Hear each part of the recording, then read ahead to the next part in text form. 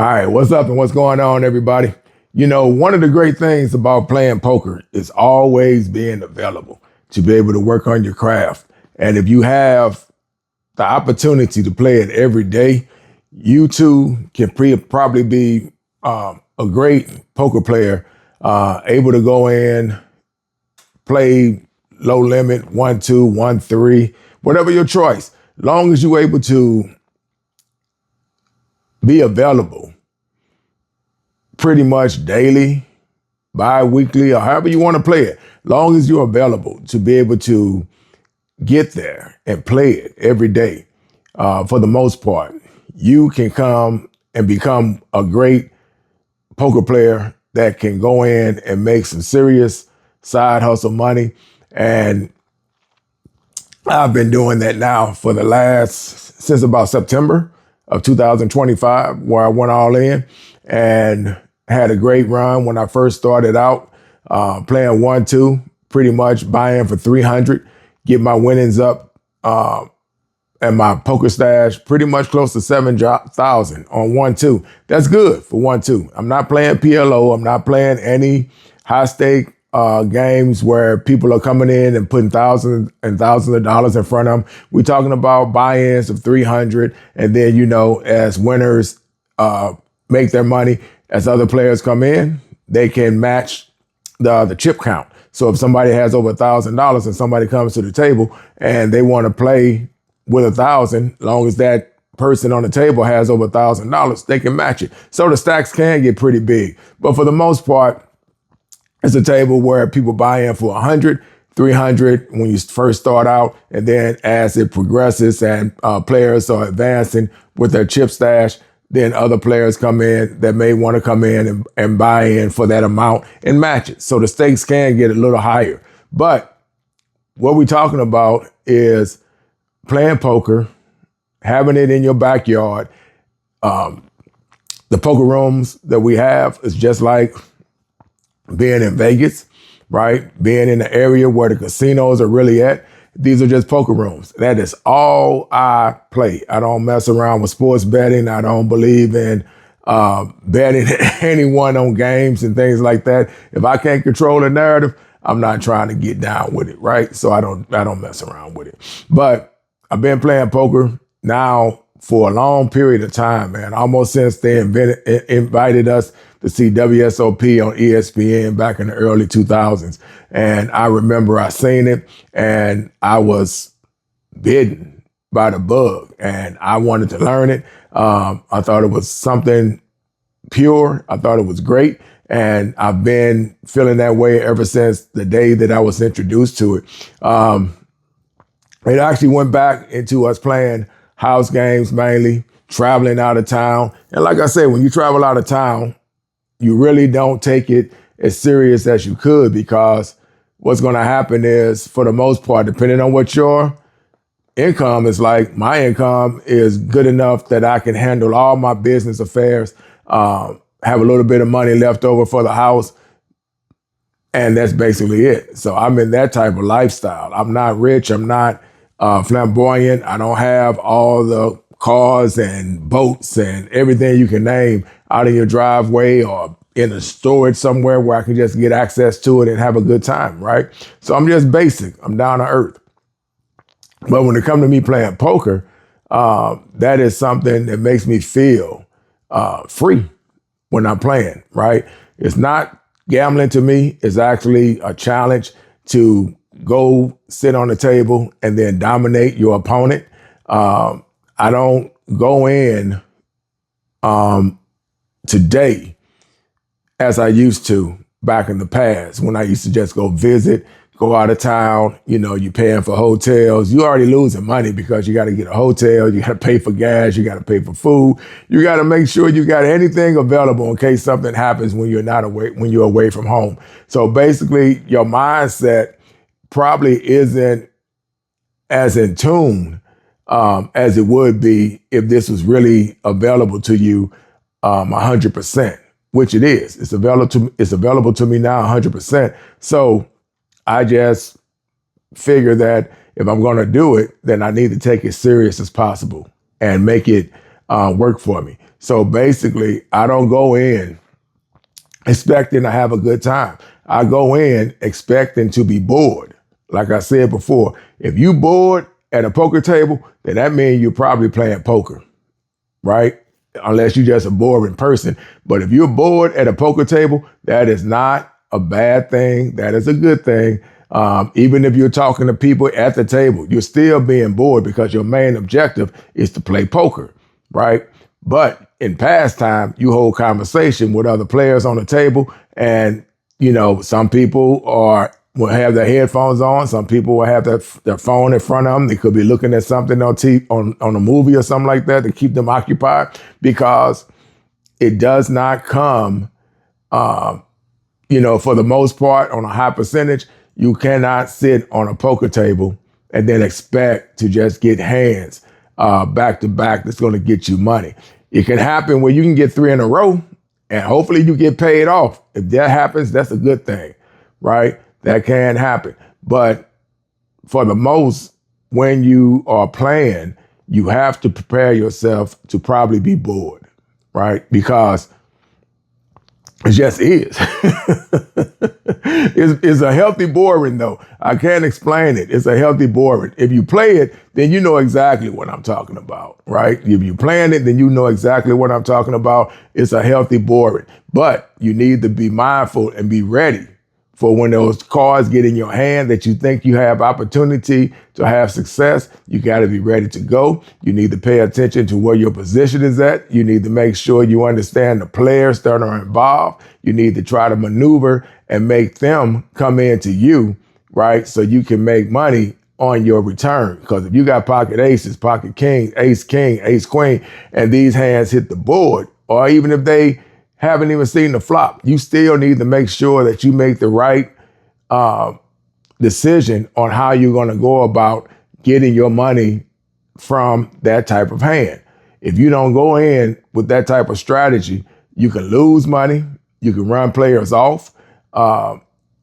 You can kill yourself by betting when you really don't have a solid hand. Let's say you got ace king. We all know that's a good hand to start off with, but does that mean that it's going to hit the board, right? So let's suppose you go all in with an ace king and somebody got aces or somebody got kings. Well, you probably just killed your hand.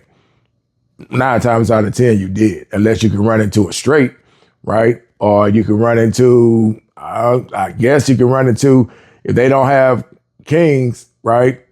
But they got aces and you got ace king. Well, if you hit a set 3 or trips of kings, you win. But at the same time, you have to maneuver. You have to make sure you make the right decision so that way you don't hurt yourself. Best pairs are always the simplest way to understand what you're getting yourself into for the value of your buck. When you got ace king, ace queen, you got to remember somebody else could have a pocket ace, somebody could have a pocket queen, somebody have pocket kings, and they're going to take your outs away. And unless you hit a Hail Mary on the poker table, that's the only way you're going to win. But yeah, been doing pretty good. So basically, let's move as far as what my earnings are now. Like I said, I had roughly, when I first got into it in September and got back into it and threw my hat into the ring and just said, you know what, I'm going to make poker my side hustle. I'm going to grind. I like the place where I'm playing at down here where we're at. Is very friendly oriented. For the time that I play, I don't play in the evening. I play mainly in the morning because I feel that it's the best opportunity to have players that are actually coming in, probably with the same mindset that I'm in, that we're just playing poker. We're not drinking. We're not coming in from the club or anything like that. It's basically guys waking up and going to the poker room when it opens and then getting it in, and then let the youngins, when they come in and they want to play in the evening time, enjoy themselves. You come back the next day, they tell you about the atmosphere of what you missed and things like that. But I'm an old head, so basically now that's just not the way I see it. I see it as I'm going and I'm trying to conquer. I'm trying to get chips. I'm trying to run it up. I'm trying to build a poker stash as well, build an account from poker. Right? So basically, I'm taking it on that level, how serious I am with my game. But where I'm at right now, it's not going to seem like a lot to some players, but to me it is, because like I said, it's a 1-2 game. And I've been trying to give myself a quota of anything from 150 and up. Pretty much, I cut it off when I reached 300, right? Depending on how long it took me to reach that number. If it took me 2.5 hours to get 300, then pretty much that's a good day of poker, right? That time frame is pretty good because the chips move around, the cards are going to change, the dynamic is going to change, and you may have been hot for a good minute, but then you're going to probably cool off. And then when that happens, you need to recognize it. And when that does take place, you need to practice getting up from the table. Do not try to stay longer than you have to and hope that it turns around. If you're already up, get up, because I practice this. I always say there's always tomorrow, right? There's always tomorrow. And God willing, if you're able to get up the next day, right, nothing happens to you and you're still here, you're still around. We are human and we got a day that it's going to come. But if your day isn't now, then you got tomorrow. You get up, go back again, and slowly but surely, before you know it, that chip amount, that cash flow amount that you were building on, when you look up, you're going to see a great earn. Let's look at it in a month. You got 31 days in a month, right? You got 30 in some months, 28 in some months, but you still have anywhere from 20, 30, 31. Let's say if you were available to be able to play every day, and let's say you walk out of there with $300 a day. Well, if you take 300, multiply that times 30, right? If you have that type of freedom, if you have that type of lane that you can get up every day and everything is taken care of, and the only thing you're going to do is take a 13 to 14 minute ride up to the poker house, and you can do this every day. And let's just say you get blessed with $300 every day. That is $9,000 when it's all said and done. $9,000 for the month. That's not a bad earn, right? But you do have to be serious. You have to take it not for granted. You have to understand that while you're there, if you're there to have fun, have fun. There are poker players that will tell you that when they sit down, they just say, hey, I'm here to have fun, right? And that's good, right? Because as long as they're having fun, your definition of fun and their definition of fun is two different things. My definition of fun is being bored and then waiting until I get the right hand. And then when I get the hand that I want to dominate the board or dominate my opponent, then that's fun, right? You have players that can lose and they're still having fun. They can reach back in their pocket. They're still having fun. They don't worry about it, right? They don't see it the way you're going to see it. You can have conversation about it, but it's a waste of time. Don't even talk about it. Just let it go where it go. If you get beat by a player that is just having fun, great. No big deal. That person is going to come back. If they don't get up from that table, 9 times out of 10, they're going to give those chips back to you.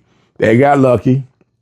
You wanted that call. They called you with a deuce 7, and guess what? They hit 3 deuces. They hit 3 sevens. They hit 7 deuce, right? They hit a flush because they came in with a deuce 7 with hearts. Anything is possible of how they can win that hand, and they got there. But at the same time, do not worry about it. If they do not get up from the table, 9 times out of 10, they're going to either give the chips back to you or they're going to give them back to somebody else. They're not going to hold on to it. And that happens a lot. A lot of players come in and they win hands that make everybody's mouth drop and say, you call with that? They don't get up. And then what does everybody say when they leave? I knew he was going to lose it. If he didn't get up when he won, I knew he was going to give it back. That happens at the poker table. So anyway, I say this to say this. I say that to say this. If you have the opportunity to be able to play on a daily basis, right, you can make poker your side hustle. And you can, if you work on your craft, take notes, memorize situations. Where were you at? Where was the button at when you made that decision, right? Why did you bet so much on a pair, right? Just because you had a pair, why did you put so much money into that pot when the opportunity was there for that person to have a better hand than you, right? And that's another conversation. But those are the things that I work on, that I try to better myself at not jumping the gun when it comes to playing. I have a habit, or I did have a habit, I'm pretty much controlling it now, but I used to have a habit that if I had kings, right? And let's just say somebody calls me and I didn't put enough money with my kings to really make them think before they call me, right? And let's just say I make it 15 on pocket kings. Well, somebody calls me, and this happened. Somebody called me with, well, that was different. I had pocket kings. I'll just tell a true story. I had pocket kings and I made it $40. And somebody called me, called it $40. Everybody else folded. That person called the $40. I'm thinking, right? And this is when I say, know your players. I know this player. I know he plays loose. I know that sometimes you can't figure out where he's exactly at, but because he called me, he knows me. So he knew I had to have a strong hand. I missed the board. I didn't get my third king, but he called my $40 bet with deuces. That is a playable hand. It may not be the best hand to play, but it can make good money for you if it hits. Deuces, threes, fours, hands like that can get you good money, because players that come in and push $40 plus with aces, kings, and things like that, and then somebody says, you know what, I'll gamble with you, I'll give you action. They put it in, and a lot of times when they say they give you action, if you pay attention to what they said, 9 times out of 10, when they say I give you action, they probably coming in with a low end of the hand, right? So what did I do when that board hit? I went all in. I went all in. He called.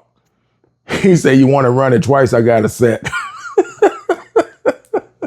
I usually don't run it twice, but in that situation, when he said I got a set, you best believe I'm going to say run it twice. If he would have said it from the beginning, right, or whatever, then I probably wouldn't have said, nah, I'm not running it twice.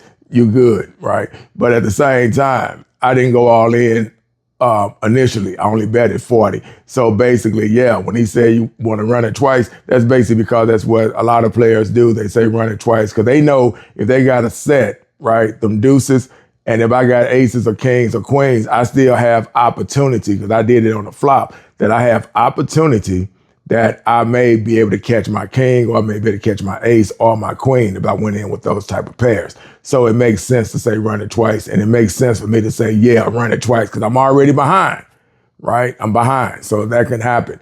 But, you know, those things take place. That's the dynamic of poker. Sometimes you win big and sometimes you lose big because somebody came in with something that you just didn't see, and you didn't see it. And it happens. But still, I would say where I'm at right now, I just went over, because I put it like this. When I told you I did that 7, I took that money out of responsibility and I put it where it should go. So I put it toward my home. I put it toward, what did I do with the rest of it? I put it toward my home. I put it toward my vehicle as far as paying principal payments and things like that. And that is something good to do with your money as well when you're winning in poker.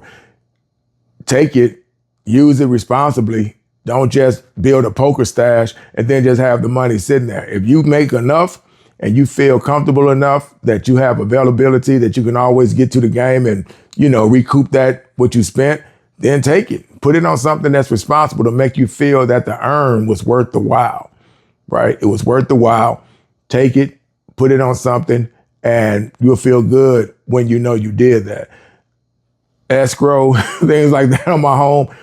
My mortgage dropped because of me taking care of an escrow situation, right? I jumped it and got ahead of it. And when it came back and they did my analysis, I went back down another $134. So basically now, instead of my mortgage being this month what it should be, it dropped by $134. And that's mainly because I was taking money and putting it into my escrow account. Also, I was taking some of the money and throwing it on my principal payments toward my vehicle and my home. So it makes me feel good that I know that I'm using the money responsibly to take care of business. You know what I'm saying? So instead of it looking like I'm just playing poker and then sitting on the money, I was taking it and saying, okay, let's take this and let's put a little bit over here. I always got tomorrow. I can go back. I know how I'm playing my game. I'm taking it very serious. I don't feel that I'm going to be in a lose-lose situation. I may not win every day, but this makes sense to me. This is right. It's going to make me feel comfortable and make me feel that the reason that I'm playing is because it takes care of these situations for me. That is the reason why it's good. So anyway, basically, I am back up now over $2,000 and some dollars since today is Tuesday, I want to say. And this was running it back up starting last Wednesday, right? So basically, I was getting 150, 200 here, things like that. And then for the last 2 days, I've been getting close to 300. So yesterday, I hit almost close to 3. And yesterday, I hit 3. And then the day before yesterday, I hit close to 3, right? So I was like 290 something. And then I went on ahead and called it quits. So that is what can happen when you're playing poker. You can, if you take it serious and you have it available in your backyard every day, you can run it up. You can. You just have to me, you can watch videos if you want, but my whole thing, you can watch videos because you want to know how to play. But after that, I think it's up to you as a player to perfect your own game, perfect your own strategy. Don't do as you see others do, because what they do will work for them. It may not work for you. So you have to have your own identity, right? Like, people know me on the poker table. I have an identity that people recognize when I'm on the poker table. So that is a good thing, because they know when they see me coming, they're going to be in for a fight, because I'm not trying to lose. I am there to crush you. I'm not even there to be friends. And some of the guys on the table, they're not friends like we grew up together or nothing like that, but we have a little bit of a bond, right? But like I tell them, and I told them up front, when I'm here to play, either you're going to take me down or I'm taking you down. I'm not here to check it down with you and all that. No, because why would I check it down with you when the next player that I got to play may beat me, and the money that I could have got from you, now I just lost it to this player. You get what I'm saying? So when I'm playing against opponents, man, we can talk after the fact, but while we on that field, like we doing everything else, I'm there to crush. That's just it. I'm there to crush. So I take my game serious. I'm there to crush in poker. Get it? So with that said, I'm out. Y'all be cool. Peace.